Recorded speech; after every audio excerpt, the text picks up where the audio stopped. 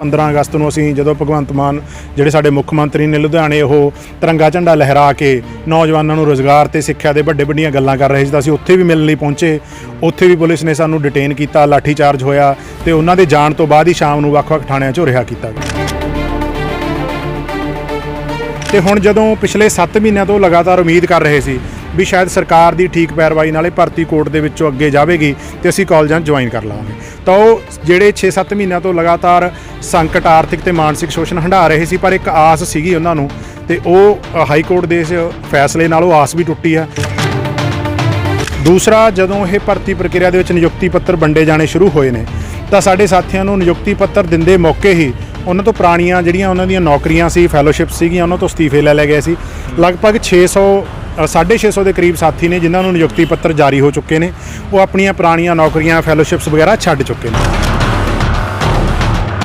ਜਿਹੜੀਆਂ ਵੀ ਡਿਗਰੀਜ਼ ਕੀਤੀਆਂ ਨੇ, ਫਸਟ ਡਿਵੀਜ਼ਨ ਦੇ ਵਿੱਚ ਕੀਤੀਆਂ ਨੇ, MA ਗੋਲਡ ਮੈਡਲਿਸਟ ਦੇ ਤੌਰ ਤੇ ਕੀਤੀ ਆ, MPhil ਤੋਂ ਲੈ ਕੇ PhD ਤੱਕ ਦੀ ਮੇਰੀ ਸਾਰੀ ਸਟੱਡੀ ਹੈ ਜਿਹੜੀ ਉਹ ਸੈਂਟਰਲ ਯੂਨੀਵਰਸਿਟੀਜ਼ ਦੇ ਵਿੱਚ ਹੋਈ ਆ, ਫਸਟ ਡਿਵੀਜ਼ਨ ਦੇ ਵਿੱਚ ਹੋਈ ਆ। PhD ਦੌਰਾਨ ਮੈਂ JRF SRF ਫੈਲੋ ਵੀ ਰਿਹਾ।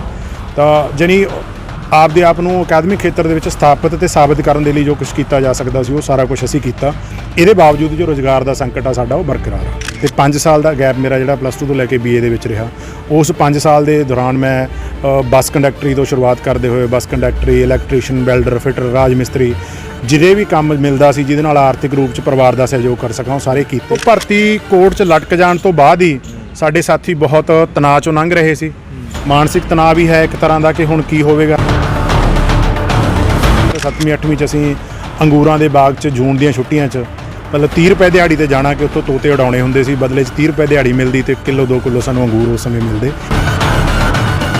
ਨਿੱਜੀਕਰਨ, ਉਦਾਰੀਕਰਨ ਦੀਆਂ ਨੀਤੀਆਂ ਨੇ, ਉਹਦੇ ਅਧੀਨ ਸਰਕਾਰੀ ਕਾਲਜ ਚਲਾਉਣ ਦੀ ਮਨਸ਼ਾ ਨਹੀਂ ਬਲਕਿ ਸਰਕਾਰੀ ਕਾਲਜ ਬੰਦ ਕਰਕੇ ਇੱਥੇ ਵੱਡੀਆਂ ਪ੍ਰਾਈਵੇਟ ਯੂਨੀਵਰਸਿਟੀਆਂ, ਪ੍ਰਾਈਵੇਟ ਕਾਲਜ ਚਲਾਉਣ ਦੀ ਮਨਸ਼ਾ, ਜਿੱਥੇ ਸਿਰਫ ਉਹ ਬੱਚੇ ਪੜ੍ਹ ਸਕਣਗੇ ਜਿਹੜੇ ਚੰਗੇ ਤੇ ਆਪਾਂ ਇਹ ਕਹਿ ਲਈਏ ਵੀ ਆਰਥਿਕ ਤੌਰ ਤੇ ਮਜ਼ਬੂਤ ਪਰਿਵਾਰਾਂ ਨਾਲ ਸੰਬੰਧ ਰੱਖਦੇ ਹੋਣ। ਪੰਜਾਬ ਦੇ ਵਿੱਚ ਬੇਰੁਜ਼ਗਾਰੀ ਇੱਕ ਬਹੁਤ ਵੱਡਾ ਮਸਲਾ ਹੈ। ਪੰਜਾਬ ਦੇ ਲੱਖਾਂ ਨੌਜਵਾਨ, ਲੱਖਾਂ ਵਿਦਿਆਰਥੀ ਪੜ੍ਹਦੇ ਨੇ, ਡਿਗਰੀਆਂ ਕਰਦੇ ਨੇ, ਬਾਅਦ ਦੇ ਵਿੱਚ ਉਹ ਨੌਕਰੀ ਦੀ ਭਾਲ ਕਰਦੇ ਨੇ, ਪਰ ਕਿਉਂਕਿ ਸਰਕਾਰਾਂ ਦੀ ਅਣਗਹਿਲੀ ਕਰਕੇ ਪਿਛਲੇ ਲੰਬੇ ਸਮੇਂ ਤੋਂ ਕੋਈ ਪੋਸਟਾਂ ਕਿਸੇ ਵੀ ਵਿਭਾਗ ਵਿੱਚ ਨਹੀਂ ਆਈਆਂ ਸਨ। ਇਸ ਕਰਕੇ ਪੰਜਾਬ ਦੇ ਵਿੱਚ ਬੇਰੁਜ਼ਗਾਰੀ ਵੱਡੀ ਪੱਧਰ 'ਤੇ ਫੈਲੀ ਹੋਈ ਸੀ। ਪਿਛਲੀ ਕਾਂਗਰਸ ਸਰਕਾਰ ਨੇ ਜਾਂਦਿਆਂ ਕੁਝ ਪੋਸਟਾਂ ਕੱਢੀਆਂ ਪੰਜਾਬ ਦੇ ਮਰ ਰਹੇ ਕਾਲਜਾਂ ਨੂੰ ਬਚਾਉਣ ਲਈ, ਅਸਿਸਟੈਂਟ ਪ੍ਰੋਫੈਸਰਾਂ ਦੀਆਂ ਅਤੇ ਲਾਇਬ੍ਰੇਰੀਅਨ ਦੀਆਂ। 1158 ਪੋਸਟਾਂ ਸਨ, ਵਿਦਿਆਰਥੀਆਂ ਨੇ ਅਪਲਾਈ ਕੀਤਾ, ਫੀਸਾਂ ਵੀ ਭਰੀਆਂ, ਉਹ ਸਿਲੈਕਟ ਵੀ ਹੋਏ, ਪਰ ਹੁਣ ਹਾਈ ਕੋਰਟ ਵੱਲੋਂ ਉਹਨਾਂ ਦੀ ਭਰਤੀ ਨੂੰ ਰੱਦ ਕਰ ਦਿੱਤਾ ਗਿਆ। ਕਸੂਰਵਾਰ ਕੋਈ ਵੀ ਹੋਵੇ, ਪਰ ਨੁਕਸਾਨ ਵਿਦਿਆਰਥੀਆਂ ਦਾ ਹੋਇਆ, ਮਾਨਸਿਕ ਤੌਰ ਤੇ ਤਾਂ ਹੋਇਆ ਜਾਂ ਆਰਥਿਕ ਵੀ ਹੋਇਆ, ਸਮਾਜਿਕ ਵੀ ਹੋਇਆ, ਉਹਨਾਂ ਦਾ ਸ਼ੋਸ਼ਣ ਹੋਇਆ। ਸੋ ਇਹਨਾਂ ਵਿਦਿਆਰਥੀਆਂ ਦਾ ਸਟਰਗਲ ਕੀ ਰਿਹਾ ਉਹ ਆਪਾਂ ਜਾਣਾਂਗੇ। ਸਾਡੇ ਨਾਲ 1158 ਅਸਿਸਟੈਂਟ ਪ੍ਰੋਫੈਸਰ ਤੇ ਲਾਇਬ੍ਰੇਰੀਅਨ ਫਰੰਟ ਜੋ ਬਣਿਆ ਉਹਦੇ ਸਟੇਟ ਕਨਵੀਨਰ ਨੇ ਜਸਪ੍ਰੀਤ ਸਿੰਘ ਜੀ। ਬਾਈ ਜੀ, ਕਿਸ ਤਰੀਕੇ ਦਾ ਤੁਹਾਡਾ ਸਟਰਗਲ ਰਿਹਾ ਕਿ ਤੁਸੀਂ ਇੱਥੋਂ ਤੱਕ ਪਹੁੰਚੇ, ਪੜ੍ਹੇ ਕਿਸ ਤਰ੍ਹਾਂ? ਦੇਖੋ, ਮੈਂ ਜਿਵੇਂ ਪਹਿਲਾਂ ਵੀ ਦੱਸਿਆ ਵੀ ਨਿਮਨ ਮੱਧ ਵਰਗੀ ਕਿਸਾਨ ਪਰਿਵਾਰ 'ਚ ਪੈਦਾ ਹੋਇਆ। ਮੇਰੇ ਮਾਤਾ ਉਹ ਆਂਗਨਵਾੜੀ ਵਰਕਰ ਦੇ ਤੌਰ ਤੇ ਕੰਮ ਕਰਦੇ ਸੀ। ਫਾਦਰ ਸਾਹਿਬ ਮੇਰੇ ਪਿੰਡ ਦੇ ਵਿੱਚ ਕੱਚੇ ਡਾਕੀਏ ਦੇ ਤੌਰ ਤੇ ਕੰਮ ਕਰਦੇ ਸੀ ਤੇ ਅਸੀਂ ਸਾਡੇ ਕੋਲੇ ਕਿਸੇ ਤਰ੍ਹਾਂ ਦੀ ਜ਼ਮੀਨ ਨਹੀਂ ਆ, ਭਾਵੇਂ ਕਿਸਾਨੀ ਪਰਿਵਾਰ ਨਾਲ ਮੈਂ ਸੰਬੰਧ ਰੱਖਦਾ। ਜਿਹੜੀ ਥੋੜ੍ਹੀ ਬਹੁਤੀ ਸੀ ਉਹ ਬਹੁਤ ਸ਼ੁਰੂਆਤ ਦੇ ਵਿੱਚ ਹੀ ਕਿਸਾਨੀ ਜੋ ਸੰਕਟ ਆਇਆ ਹੋਇਆ ਉਹਦੇ 'ਚ ਉਹ ਚਲੀ ਗਈ। ਤੇ ਮੈਂ +2 ਤੋਂ ਬਾਅਦ ਦੀ ਜਿਹੜੀ ਆਪਣੀ ਸਾਰੀ ਪੜ੍ਹਾਈ ਆ ਉਹ ਮੈਂ ਇੱਕ ਤਰ੍ਹਾਂ ਨਾਲ ਕਹਿ ਲਈਏ ਵੀ ਉਹਦੀ ਜਿਹੜਾ ਆਰਥਿਕ ਬੋਝ ਆ ਉਹ ਖੁਦ ਚੁੱਕਿਆ। ਈਵਨ +2 ਤੋਂ ਪਹਿਲਾਂ ਵੀ 8ਵੀਂ 10ਵੀਂ ਦੇ ਦੌਰਾਨ ਵੀ ਅਸੀਂ ਸਾਡੇ ਨੇੜੇ ਥਰਮਲ ਪਲਾਂਟ ਬਠਿੰਡਾ, ਉੱਥੇ ਜਦੋਂ ਵੀ ਕੋਈ ਕੰਟਰੈਕਟ 'ਤੇ ਕੰਮ ਮਿਲਣਾ, ਕਿਸੇ ਤਰ੍ਹਾਂ ਦੀਆਂ ਛੁੱਟੀਆਂ ਹੋਣੀਆਂ ਤਾਂ ਅਸੀਂ ਦਿਹਾੜੀ ਦੇ ਤੌਰ ਤੇ ਉੱਥੇ ਵੀ ਕੰਮ ਕਰਨ ਜਾਣਾ। ਉਹ ਤੋਂ ਵੀ ਪਿੱਛੇ ਜਾਈਏ ਤਾਂ 7ਵੀਂ 8ਵੀਂ 'ਚ ਅਸੀਂ ਅੰਗੂਰਾਂ ਦੇ ਬਾਗ 'ਚ ਜੂਨ ਦੀਆਂ ਛੁੱਟੀਆਂ 'ਚ ਮਤਲਬ 30 ਰੁਪਏ ਦਿਹਾੜੀ ਤੇ ਜਾਣਾ ਕਿ ਉੱਥੋਂ ਤੋਤੇ ਉਡਾਉਣੇ ਹੁੰਦੇ ਸੀ, ਬਦਲੇ 'ਚ 30 ਰੁਪਏ ਦਿਹਾੜੀ ਮਿਲਦੀ ਤੇ ਕਿਲੋ 2 ਕਿਲੋ ਸਾਨੂੰ ਅੰਗੂਰ ਉਸ ਸਮੇਂ ਮਿਲਦੇ। ਤਾਂ ਜਾਣੀ ਸ਼ੁਰੂ ਤੋਂ ਸਾਨੂੰ ਇਹ ਲੱਗਦਾ ਸੀ ਵੀ ਸਾਡੀ ਜਿਹੜੀ ਸਟੱਡੀ ਆ ਉਹ ਅਸੀਂ ਸਿਰਫ ਆਪਦੇ ਆਰਥਿਕ ਸਹਿਯੋਗ ਨਾਲ ਹੀ ਪੂਰੀ ਕਰ ਸਕਦੇ ਹਾਂ, ਪਰਿਵਾਰ ਇਸ ਹਾਲਤ 'ਚ ਨਹੀਂ ਵੀ ਉਹਨੂੰ ਪੂਰਾ ਕਰੇ। ਇਸੇ ਲਈ +2 ਤੋਂ ਬਾਅਦ ਸੁਚੇਤ ਰੂਪ 'ਚ ਮੈਨੂੰ ਪੜ੍ਹਾਈ ਜਿਹੜੀ ਛੱਡਣੀ ਪਈ ਤੇ 5 ਸਾਲ ਦਾ ਗੈਪ ਮੇਰਾ ਜਿਹੜਾ +2 ਤੋਂ ਲੈ ਕੇ BA ਦੇ ਵਿੱਚ ਰਿਹਾ। ਉਸ 5 ਸਾਲ ਦੇ ਦੌਰਾਨ ਮੈਂ ਬੱਸ ਕੰਡਕਟਰੀ ਤੋਂ ਸ਼ੁਰੂਆਤ ਕਰਦੇ ਹੋਏ ਬੱਸ ਕੰਡਕਟਰੀ, ਇਲੈਕਟ੍ਰੀਸ਼ੀਅਨ, ਵੈਲਡਰ, ਫਿਟਰ, ਰਾਜ ਮਿਸਤਰੀ, ਜਿਹੜੇ ਵੀ ਕੰਮ ਮਿਲਦਾ ਸੀ ਜਿਹਦੇ ਨਾਲ ਆਰਥਿਕ ਰੂਪ 'ਚ ਪਰਿਵਾਰ ਦਾ ਸਹਿਯੋਗ ਕਰ ਸਕਾਂ ਉਹ ਸਾਰੇ ਕੀਤੇ। ਹੌਲੀ ਉਸ ਤੋਂ ਮੈਂ ਕੰਪਿਊਟਰ ਵਾਲੀ ਲਾਈਨ ਵੱਲ ਆਉਂਦੇ ਪੰਜਾਬੀ ਟਾਈਪਿਸਟ ਦੇ ਤੌਰ ਤੇ ਕੰਮ ਕਰਨਾ ਸ਼ੁਰੂ ਕੀਤਾ ਤੇ ਪੜ੍ਹਾਈ ਨਾਲ ਮੇਰਾ ਵਾਹ ਵਾਸਤਾ ਜਿਹੜਾ ਉਹ ਅਕੈਡਮਿਕ ਪੜ੍ਹਾਈ ਨਾਲ ਦੁਬਾਰਾ ਹੋ ਗਿਆ। ਹਾਲਾਂਕਿ ਉਹਨਾਂ 5 ਸਾਲਾਂ ਵਿੱਚ ਵੀ ਮੈਂ ਪਬਲਿਕ ਲਾਇਬ੍ਰੇਰੀ ਬਠਿੰਡਾ ਦਾ ਮੈਂਬਰ ਰਿਹਾ, ਕਿਤਾਬਾਂ ਦਾ ਆਦਾਨ ਪ੍ਰਦਾਨ ਲਗਾਤਾਰ ਕਰਦਾ ਰਿਹਾ, ਚਾਹੇ ਉਹ ਦੁਪਹਿਰ ਦਾ ਸਮਾਂ ਮਿਲਦਾ ਸੀ ਜਾਂ ਰਾਤ ਦਾ ਪੜ੍ਹਦਾ ਰਿਹਾ। ਜਾਨੀ ਜਿਹੜੀ ਇੱਕ ਅੱਖਰ ਨਾਲ ਲੱਗਣਾ ਉਹ ਲਗਾਤਾਰ ਬਣੀ ਰਹੀ ਤੇ ਉਹਦੇ ਸਿਰ ਤੇ ਹੀ ਪੜ੍ਹਾਈ 'ਚ ਵਾਪਸੀ ਸੰਭਵ ਹੋ ਸਕੀ।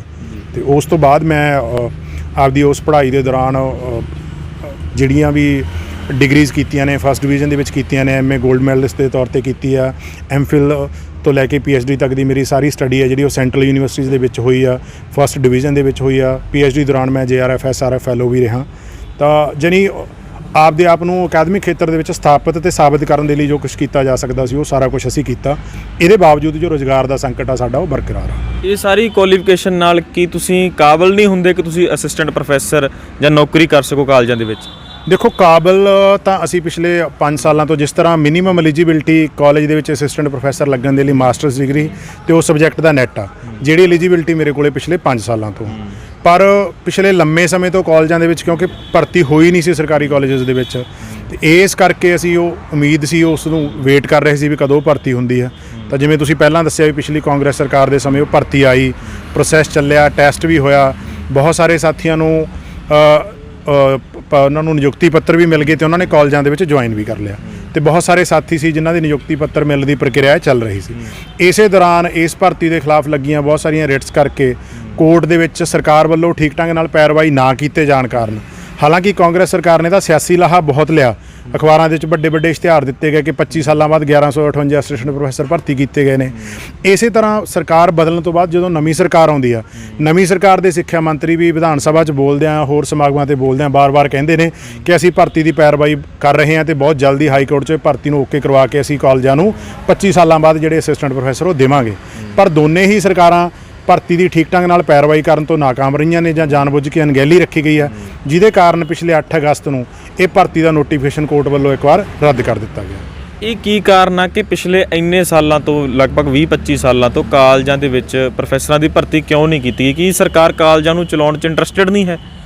ਦੇਖੋ, ਇੱਕ ਜਿਹੜਾ ਕਾਰਨ ਵੱਡਾ ਬਣਾ ਕੇ ਪੇਸ਼ ਕੀਤਾ ਜਾਂਦਾ ਕਿ ਇਸ ਤੋਂ ਪਹਿਲਾਂ ਵੀ ਜਦੋਂ ਅਸਿਸਟੈਂਟ ਪ੍ਰੋਫੈਸਰਸ ਦੀ ਭਰਤੀ ਹੋਈ ਸੀ PPSC ਥਰੂ, ਤਾਂ ਉਸ ਸਮੇਂ ਜੋ ਉਦੋਂ ਦੇ ਚੇਅਰਪਰਸਨ ਸੀਗੇ ਰਵੀ ਸਿੱਧੂ, ਉਹ ਬਹੁਤ ਸਾਰੀਆਂ ਭਰਤੀਆਂ ਨੂੰ ਲੈ ਕੇ ਉਹਨਾਂ ਤੇ ਕਿਸੇ ਤਰ੍ਹਾਂ ਰਿਸ਼ਵਤ ਦੇ ਐਲੀਗੇਸ਼ਨ ਲੱਗੇ, ਉਹ ਕਰਪਸ਼ਨ ਦੇ ਦੋਸ਼ਾਂ 'ਚ ਜੇਲ੍ਹ ਵੀ ਗਏ।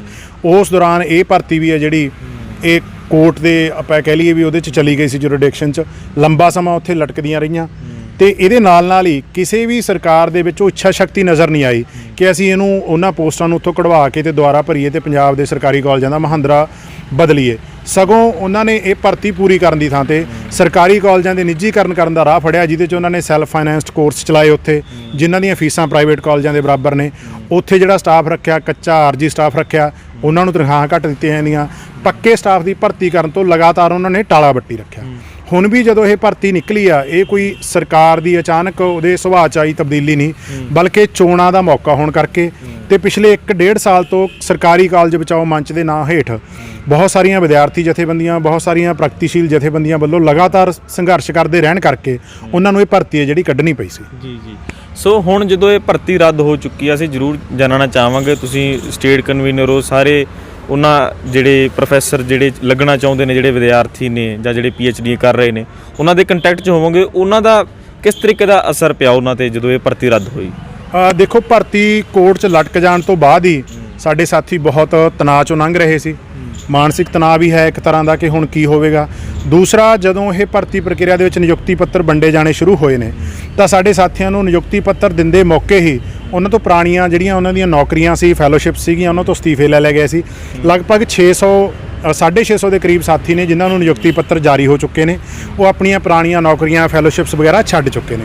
ਤੇ ਹੁਣ ਜਦੋਂ ਪਿਛਲੇ 7 ਮਹੀਨਿਆਂ ਤੋਂ ਲਗਾਤਾਰ ਉਮੀਦ ਕਰ ਰਹੇ ਸੀ ਵੀ ਸ਼ਾਇਦ ਸਰਕਾਰ ਦੀ ਠੀਕ ਪੈਰਵਾਈ ਨਾਲੇ ਭਰਤੀ ਕੋਰਟ ਦੇ ਵਿੱਚੋਂ ਅੱਗੇ ਜਾਵੇਗੀ ਤੇ ਅਸੀਂ ਕਾਲਜਾਂ 'ਚ ਜੁਆਇਨ ਕਰ ਲਵਾਂਗੇ, ਤਾਂ ਉਹ ਜਿਹੜੇ 6-7 ਮਹੀਨਿਆਂ ਤੋਂ ਲਗਾਤਾਰ ਸੰਕਟ, ਆਰਥਿਕ ਤੇ ਮਾਨਸਿਕ ਸ਼ੋਸ਼ਣ ਹੰਢਾ ਰਹੇ ਸੀ। ਪਰ ਇੱਕ ਆਸ ਸੀਗੀ ਉਹਨਾਂ ਨੂੰ, ਤੇ ਉਹ ਹਾਈ ਕੋਰਟ ਦੇ ਇਸ ਫੈਸਲੇ ਨਾਲ ਉਹ ਆਸ ਵੀ ਟੁੱਟੀ ਹੈ।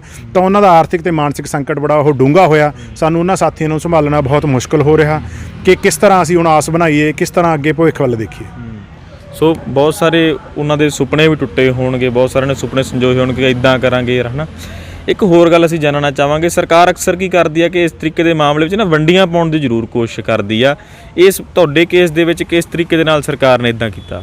ਨਹੀਂ, ਬਿਲਕੁਲ। ਦੇਖੋ, ਇਹ ਸਰਕਾਰ ਨੇ ਵੰਡੀਆਂ ਪਾਉਣ ਦੀ ਕੋਸ਼ਿਸ਼ ਹੀ ਕੀਤੀ ਆ ਕਿ ਸਾਡੀ ਭਰਤੀ ਦੀ ਠੀਕ ਤਰ੍ਹਾਂ ਨਾਲ ਪੈਰਵਾਈ ਨਹੀਂ ਕੀਤੀ ਗਈ ਆ। ਜਿਹੜੀਆਂ ਹੋਰ ਧਿਰਾਂ, ਚਾਹੇ ਉਹ ਕੋਈ ਕੱਚੇ ਰੁਜ਼ਗਾਰ ਵਾਲਾ ਸੀ, ਚਾਹੇ ਕੋਈ ਆਰਜੀ ਰੁਜ਼ਗਾਰ ਵਾਲਾ ਸੀ, ਉਹਨਾਂ ਨੂੰ ਵੀ ਇੱਕ ਤਰ੍ਹਾਂ ਨਾਲ ਇਸ ਭਰਤੀ ਨੂੰ ਇਸ ਤਰ੍ਹਾਂ ਪੇਸ਼ ਕੀਤਾ ਗਿਆ ਕਿ ਸ਼ਾਇਦ ਇਸ ਭਰਤੀ ਨੇ ਉਹਨਾਂ ਦਾ ਰੁਜ਼ਗਾਰ ਖੋਹ ਲੈਣਾ ਹੈ। ਹਾਲਾਂਕਿ ਜੇ ਸਰਕਾਰ ਦੀ ਨੀਅਤ ਹੋਵੇ ਤਾਂ ਪੰਜਾਬ ਦੇ ਪੁਰਾਣੇ ਸਰਕਾਰੀ ਕਾਲਜ ਜਿਨ੍ਹਾਂ ਦੀ ਗਿਣਤੀ 47 ਆ, ਨਵੇਂ ਖੋਲ੍ਹੇ ਸਰਕਾਰੀ ਕਾਲਜ 16 ਜਿਹੜੇ ਖੋਲ੍ਹੇ ਨੇ, ਇਹ ਤੋਂ ਬਿਨਾਂ ਜਿਹੜੇ 50 ਖੋਲ੍ਹਣ ਦਾ ਪ੍ਰਪੋਜ਼ਲ ਸੀਗਾ, ਤਾਂ ਇਹ ਜੇ ਸਾਰੇ ਕਾਲਜ ਚਲਾਏ ਜਾਣ, ਸਾਰੀਆਂ ਪੋਸਟਾਂ ਭਰੀਆਂ ਜਾਣ, ਤਾਂ ਉੱਥੇ ਪਹਿਲਾਂ ਕੰਮ ਕਰਦਾ ਸਟਾਫ ਵੀ ਤੇ ਨਵਾਂ ਭਰਤੀ ਹੋਇਆ ਸਟਾਫ ਵੀ ਆਸਾਨੀ ਦੇ ਨਾਲ ਸੈੱਟ ਹੋ ਸਕਦਾ। ਸਗੋਂ ਹੋਰ ਨਵੇਂ ਕੋਰਸ ਸ਼ੁਰੂ ਕੀਤੇ ਜਾਣ ਦੀ ਜ਼ਰੂਰਤ ਆ, ਨਵੇਂ ਵਿਸ਼ੇ ਸ਼ੁਰੂ ਕੀਤੇ ਜਾਣ ਦੀ ਜ਼ਰੂਰਤ ਆ, ਪਰ ਸਰਕਾਰਾਂ ਨੇ ਲਗਾਤਾਰ ਇਹ ਤੋਂ ਲਾਪਰਵਾਹੀ ਰੱਖੀ ਹੋਈ ਆ। ਉਹਨਾਂ ਦੀਆਂ ਜਿਹੜੀਆਂ ਨਿੱਜੀਕਰਨ ਉਦਾਰੀਕਰਨ ਦੀਆਂ ਨੀਤੀਆਂ ਨੇ, ਉਹਦੇ ਅਧੀਨ ਸਰਕਾਰੀ ਕਾਲਜ ਚਲਾਉਣ ਦੀ ਮਨਸ਼ਾ ਨਹੀਂ, ਬਲਕਿ ਸਰਕਾਰੀ ਕਾਲਜ ਬੰਦ ਕਰਕੇ ਇੱਥੇ ਵੱਡੀਆਂ ਵੱਡੀਆਂ ਪ੍ਰਾਈਵੇਟ ਯੂਨੀਵਰਸਿਟੀਆਂ, ਪ੍ਰਾਈਵੇਟ ਕਾਲਜ ਚਲਾਉਣ ਦੀ ਮਨਸ਼ਾ, ਜਿੱਥੇ ਸਿਰਫ ਉਹ ਬੱਚੇ ਪੜ੍ਹ ਸਕਣਗੇ ਜਿਹੜੇ ਚੰਗੇ ਤੇ ਆਪਾਂ ਕਹਿ ਲਈਏ ਵੀ ਆਰਥਿਕ ਤੌਰ ਤੇ ਮਜ਼ਬੂਤ ਪਰਿਵਾਰਾਂ ਨਾਲ ਸੰਬੰਧ ਰੱਖਦੇ ਹੋਣਗੇ। ਤਾਂ ਪੰਜਾਬ ਦਾ ਵੱਡਾ ਹਿੱਸਾ, ਮਿਹਨਤਕਸ਼ ਹਿੱਸਾ ਜਿਹੜਾ, ਚਾਹੇ ਉਹ ਕਿਸਾਨ ਨੇ, ਚਾਹੇ ਉਹ ਮਜ਼ਦੂਰ ਨੇ, ਉਹਨਾਂ ਦੇ ਬੱਚਿਆਂ ਤੋਂ ਜਿਹੜੀ ਉੱਚ ਸਿੱਖਿਆ ਉਹ ਪੂਰੀ ਤਰ੍ਹਾਂ ਖੋਹਣ ਦੇ ਜਿਹੜੇ ਇਰਾਦੇ ਨੇ, ਉਹ ਚਾਹੇ ਪਹਿਲੀਆਂ ਸਰਕਾਰਾਂ ਨੇ, ਚਾਹੇ ਹੁਣ ਦੀਆਂ ਸਰਕਾਰਾਂ ਨੇ, ਉਹਨਾਂ ਨੇ ਧਾਰੇ ਹੋਏ ਨੇ। ਹੁਣ ਤੁਹਾਡੇ ਫਰੰਟ ਵੱਲੋਂ ਕੀ ਗਤੀਵਿਧੀ ਕੀਤੀ ਜਾ ਰਹੀ ਹੈ ਤਾਂ ਜੋ ਇਹ ਜਿਹੜੀਆਂ ਪੋਸਟਾਂ ਉਹ ਬਹਾਲ ਕਰਵਾਈਆਂ ਜਾ ਸਕਣ, ਉਹ ਜ਼ਰੂਰ ਦੱਸੋ। ਦੇਖੋ, ਅਸੀਂ ਸਭ ਤੋਂ ਪਹਿਲਾਂ ਫਰੰਟ ਵੱਲੋਂ ਤੁਰੰਤ ਉਸ ਤੋਂ ਬਾਅਦ ਐਜੂਕੇਸ਼ਨ ਮਿਨਿਸਟਰ ਨੂੰ ਮਿਲਣ ਦੀ ਕੋਸ਼ਿਸ਼ ਕੀਤੀ ਆ। ਜਦੋਂ ਸਾਨੂੰ ਨਹੀਂ ਐਜੂਕੇਸ਼ਨ ਮਿਨਿਸਟਰ ਮਿਲੇ ਨੇ ਤਾਂ 15 ਅਗਸਤ ਨੂੰ ਅਸੀਂ, ਜਦੋਂ ਭਗਵੰਤ ਮਾਨ ਜਿਹੜੇ ਸਾਡੇ ਮੁੱਖ ਮੰਤਰੀ ਨੇ, ਲੁਧਿਆਣੇ ਉਹ ਤਿਰੰਗਾ ਝੰਡਾ ਲਹਿਰਾ ਕੇ ਨੌਜਵਾਨਾਂ ਨੂੰ ਰੁਜ਼ਗਾਰ ਤੇ ਸਿੱਖਿਆ ਦੇ ਵੱਡੀਆਂ ਗੱਲਾਂ ਕਰ ਰਹੇ ਸੀ, ਤਾਂ ਅਸੀਂ ਉੱਥੇ ਵੀ ਮਿਲਣ ਲਈ ਪਹੁੰਚੇ। ਉੱਥੇ ਵੀ ਪੁਲਿਸ ਨੇ ਸਾਨੂੰ ਡਿਟੇਨ ਕੀਤਾ, ਲਾਠੀ ਚਾਰਜ ਹੋਇਆ ਤੇ ਉਹਨਾਂ ਦੇ ਜਾਣ ਤੋਂ ਬਾਅਦ ਹੀ ਸ਼ਾਮ ਨੂੰ ਵੱਖ-ਵੱਖ ਥਾਣਿਆਂ 'ਚੋਂ ਰਿਹਾ ਕੀਤਾ ਗਿਆ। ਤਾਂ ਜਦੋਂ ਸਰਕਾਰ ਇੱਕ ਪਾਸੇ ਸਿਹਤ ਤੇ ਸਿੱਖਿਆ ਦੋ ਵੱਡੇ ਮਾਡਲ ਪੇਸ਼ ਕਰਦੀ ਆ, ਲੋਕਾਂ ਨੂੰ ਵੇਚਦੀ ਆ ਕਿ ਅਸੀਂ ਸਿੱਖਿਆ 'ਚ ਸੁਧਾਰ ਕਰਾਂਗੇ, ਅਸੀਂ ਸਿਹਤ 'ਚ ਸੁਧਾਰ ਕਰਾਂਗੇ, ਤਾਂ ਹਾਲਤ ਇਹ ਆ ਕਿ ਜਿਨ੍ਹਾਂ ਨੌਜਵਾਨਾਂ ਨੂੰ ਉਚੇਰੀ ਸਿੱਖਿਆ ਦੇ ਵਿੱਚ ਰੁਜ਼ਗਾਰ ਦੇਣਾ ਸੀ, ਸਰਕਾਰ ਨੇ ਉਹਨਾਂ ਤੋਂ ਰੁਜ਼ਗਾਰ ਖੋਹ ਲਿਆ। ਉਹਨਾਂ ਦੀਆਂ ਪਿਛਲੀਆਂ ਨੌਕਰੀਆਂ ਵੀ ਚਲੀਆਂ ਗਈਆਂ, ਨਵੀਆਂ ਦਿੱਤੀਆਂ ਨਹੀਂ ਗਈਆਂ। ਹੁਣ ਵੀ ਸਰਕਾਰ ਦੀ ਜਿਹੜੀ ਸੰਵੇਦਨਸ਼ੀਲਤਾ, ਉਹ ਤੁਸੀਂ ਇਸ ਗੱਲ ਤੋਂ ਅੰਦਾਜ਼ਾ ਲਾਓ ਕਿ 8 ਅਗਸਤ ਨੂੰ ਰੱਦ ਹੋਈ ਭਰਤੀ ਬਾਰੇ ਅੱਜ 26 ਅਗਸਤ ਹੋ ਗਿਆ, ਪਿਛਲੇ 15-20 ਦਿਨਾਂ 'ਚ ਇੱਕ ਸਿੰਗਲ ਸਟੇਟਮੈਂਟ ਵੀ ਉਹਨਾਂ ਨੇ ਪ੍ਰੈਸ ਦੇ ਵਿੱਚ ਜਾਰੀ ਨਹੀਂ ਕੀਤੀ ਆ, ਜਿਹੜੀ ਇਹ ਆਪਾਂ ਕਹਿ ਲਈਏ ਦਬਾਅ ਦੇ ਵਿੱਚ ਆਏ ਨੌਜਵਾਨਾਂ ਦੇ ਜ਼ਖਮਾਂ ਤੇ ਕਿਸੇ ਤਰ੍ਹਾਂ ਦੀ ਮੱਲਮ ਲਾ ਸਕੇ। ਕਿਤੇ ਇਦਾਂ ਦਾ ਨਹੀਂ ਵੀ ਆਮ ਆਦਮੀ ਪਾਰਟੀ ਆਪਣੀ ਜ਼ਿੰਮੇਵਾਰੀ ਤੋਂ ਭੱਜ ਰਹੀ ਹੋ, ਇਹ ਕਹਿ ਰਹੇ ਹੋਣ ਕਿ ਇਹ ਤਾਂ ਪਿਛਲੀ ਸਰਕਾਰ ਦੀ ਭਰਤੀ, ਉਹਨਾਂ ਦਾ ਕਸੂਰ ਨਹੀਂ।